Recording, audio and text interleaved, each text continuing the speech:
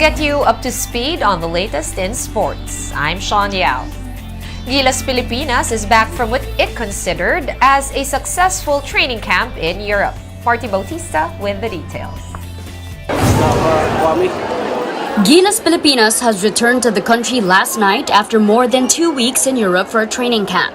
This is part of the team's preparations for the upcoming FIBA World Cup in August. Gilas played 6 exhibition games in Estonia and Lithuania and were able to win 3. The training camp ended on a high note as the Pinoys won big in their last tune-up game against Lithuania.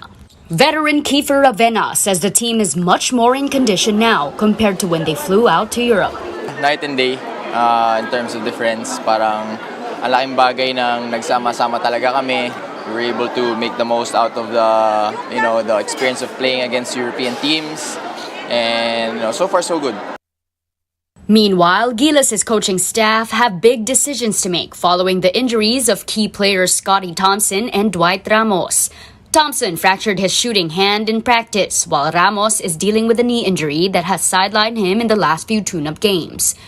Their teammates, though, assured that their recovery is going as planned. I think now that they're back home, especially with Scotty, back with his family, I think that's gonna do a lot of help in terms of his recovery mentally, more than physically. And I think Dwight's, getting ready for practice when we get back right away. So hopefully magtuloy-tuloy lang yung good health. Young gun Ren Zabando, meanwhile, noticed the difference in the style of play in Europe compared to what he's accustomed to. But he believes that those were just previews of what the team will face in the actual World Cup. Yung natutunan ko dito sa Europe trip kasi sobrang iba yung kumbaga yung level ng basketball nila, sobrang physical. After a few training sessions here in Manila, Gilas will fly to China for another series of tune-up games. They will face other national teams like that of Iran and Lebanon. Gilas coach Chot Reyes had earlier said that the upcoming games will be much tougher for the team due to a higher level of talent. For News 5, Marty Bautista, we are One News. Gilas Pilipinas will get a huge boost once main gunner RR Pogoy is cleared to return to practice. The two-way guard is still recovering from a finger fracture that he sustained in the PBA Governors Cup Finals. So far, Pogoy's doctors have already cleared him for weight training just 3 weeks after allowing him to resume shooting practice. Pogoy will be joining Gilas' training on Thursday, but it is still unclear whether he will be able to play in the planned exhibition games in China. In other news, President Bongbong Marcos will be honoring Pinoy athletes who participated in the 32nd Southeast Asian Games and ASEAN Para Games in Cambodia. Marcos Jr. will personally hand over cash gifts to the athletes in a ceremony in Malacanang on July 20. The president will distribute incentives worth 60 million pesos for medalists in the SEA Games and 14 million pesos for medal winners in the Para Games. Under the law, a SEA Games gold is worth 300,000 pesos. For silver medals, it's 150,000 pesos and 60,000 pesos for bronze medals. In the Para Games, incentives start at 30,000 pesos for bronze, 75,000 pesos for silver, and 150,000 pesos for gold. The country won 260 medals in the SEA Games and 117 in the Para Games, both good for 5th overall in the medal tally. We're taking a timeout. The game on One News Now will return after this. Stay tuned.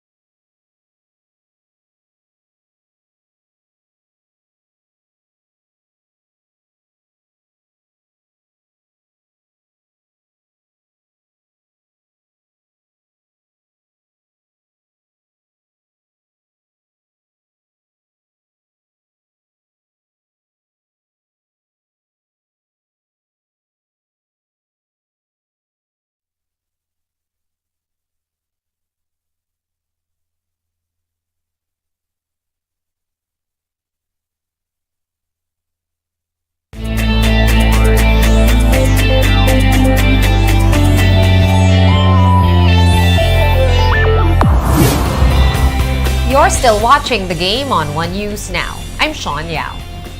Filipino NBA hopeful Kai Sotto continues to ride the bench as the Orlando Magic lost to the Indiana Pacers in the Summer League.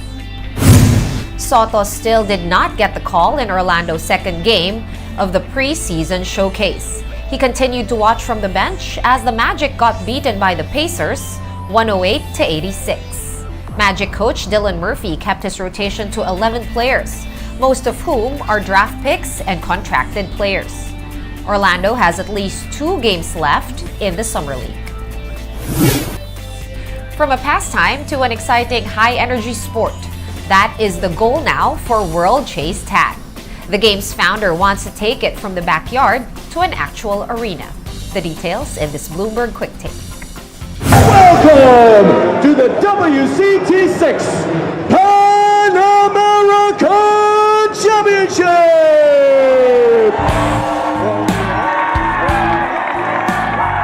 So why would a sport like professional tag set up as one of the premier events at what is ultimately a bodybuilding convention? The answer is because it is beneficial for both parties.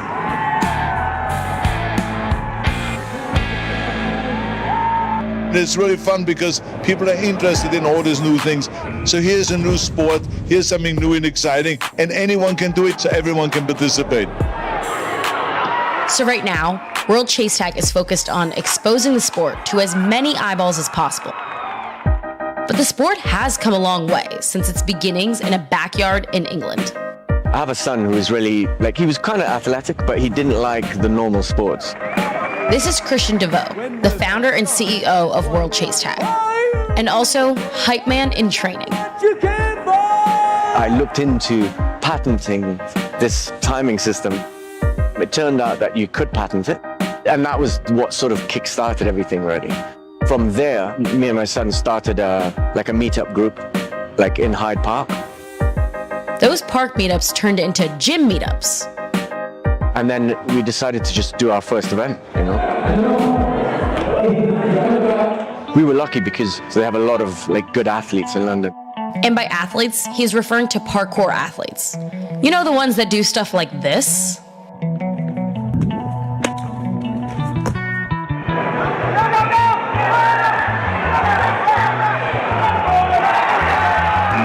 This is the first sport in the parkour world that has ever broken out in the mainstream audience, which is so exciting because that is going to create opportunities for parkour athletes that have not existed up until this point. Get your fill of the latest in sports at onesports.ph. Meantime, the news day continues later at 4:30 p.m. I'll see you then. I'm Sean Yao. We are One News.